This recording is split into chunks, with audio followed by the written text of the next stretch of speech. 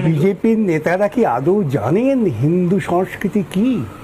আমি তো বারবার বলছি, বিজেপির নেতাদের জ্ঞানগম্যিটা হোয়াটসঅ্যাপ ইউনিভার্সিটি ভিত্তিক। হ্যাঁ, ভারতবর্ষের প্রাচীন ইতিহাস যদি আপনারা দেখেন, কোথায় বলা আছে, কোন সময় বলা হয়েছে যে গোমাংস খাওয়াটা অপরাধ? যাবে, আমি তো জানতে চাই। আমার নামে 30টা মামলা হোক। হিন্দুরা গরু খায়নি কখনো। কে বলেছে আপনাকে? আপনি শাস্ত্র পড়ুন, বেদ উপনিষদ পড়ুন।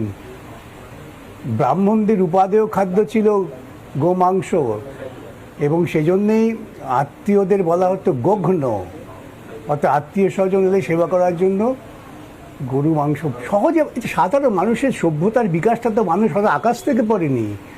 মানুষ প্রতিদিন লড়াই করতে করতে এগিয়েছে, তার খাদ্যের প্রয়োজনে